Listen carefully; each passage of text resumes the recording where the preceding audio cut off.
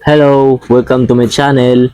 Sa ngayon, ituturo ko sa inyo mga idol kung paano ba tayo gumawa ng icon o shortcut icon sa ating mga Android device. Kasi kung sa desktop tayo o computer tayo mga idol, may shortcut icon doon na pwede tayong gumawa ng shortcut icon para pagpindot natin sa desktop sa shortcut icon na nasa desktop ay mas madali siyang o mas didirekta siyang mag-open sa ating mga accounts. Kapag example sa TikTok o Facebook natin, marami tayong accounts doon. Mag kung gusto mong i-separate yung isang account mo o dalawang account, pwede siya gawan ng direkta talaga na shortcut icon para pag pindot mo ng account na yun or apps na yun, didirekta talaga sa specific na account mo talaga na didirekta talaga mag-open sa specific account mo. Yun yung gawin natin mga idol.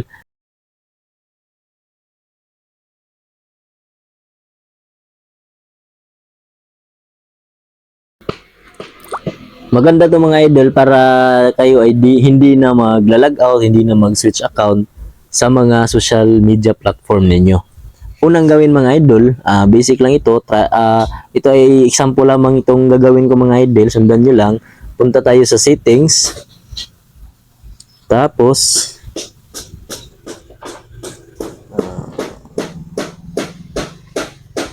apps.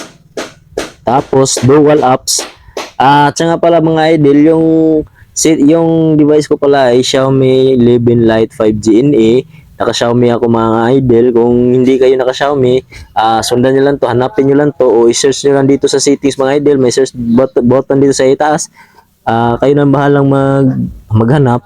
Kasi kung naka-Xiaomi kayo mga idol, mas madaling mahanap nyo at mas madaling malocate nyo talaga itong ginagawa ko. Sundan nyo lang ako mga idol.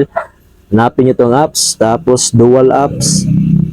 Tapos dito mga idol, may recommended na pwede talagang mag-create ka ng apps kasi kung madami kang account sa app na yan o TikTok, sample natin TikTok mga idol, gusto kong mag-dual TikTok, may isang account ako ng TikTok, gusto ko pang gumawa ng shortcut para ay mabilis o direkta akong pagpindot ko, direkta akong mapunta sa aking account na isa para hindi na ako mag-switch account para dalawa yung application na nasa home screen ko.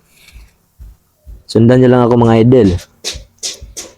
Turn on nyo lang to, tong main TikTok yung gusto ko.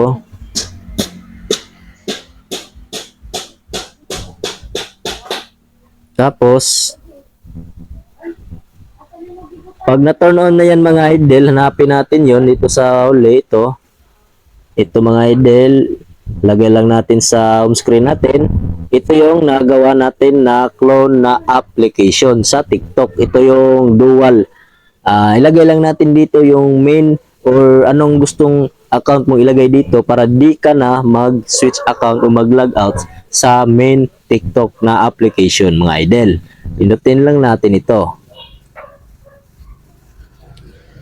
Ito yung lumabas sa una mga idol. Agree lang natin yan. Don't allow sa akin. Kayo nang bahala kung i-allow ninyo. Skip lang sa atin to kasi na sign in ko na to kanina mga idol. Hindi pa pala. Kala ko na sign in ko na. Sign in lang natin to yung accounts niyo sa TikTok. Ito yung lagay ko lang yung number ko dito mga idol.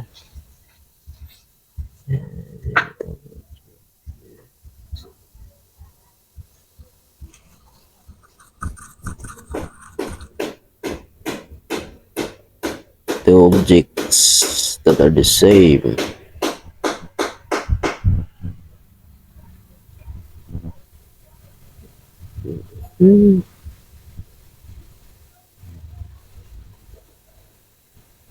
Anong nangyari? Ba't di gagana? Nangyari dito idol. Okay. Ito lang, hintay lang tayo sa code mga idol para malagin itong isang account natin dito. para di na tayo palaging nagsiswitch account. 921308 921308 ng mga idol. Yan lang kadali gumawa ng shortcut icon sa ating mga Android device. Ganyan lang kadali mga idol. Na-login na natin yung ating account sa TikTok mga idol. Ito yung bagong gawa kong account mga idol sa TikTok. Kung hindi pa kayo nakapag-follow sa TikTok ko, paki-follow naman dyan mga idol. Ito yung gawa kong account mga idol sa TikTok ko. Ito yung clone yun na app idol. Ito yung main.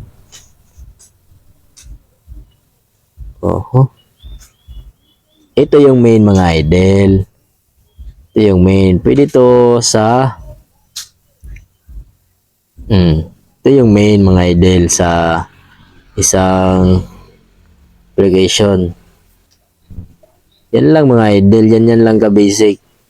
Gumawa ng para di ka na mag-switch account o magla-log out sa iyong account. Kahit damihan nyo pa yan mga idol, okay talaga yan. Napaka okay. Kahit sa Facebook mo pa gawin yan mga idol, yun lang yung sinasabi ko. Punta lang kayo ng settings, napaka basic lang mga idol. Tapos sa apps kayo, tapos dual apps o kaya search nyo direct sa inyong mga settings, dual apps mga idol.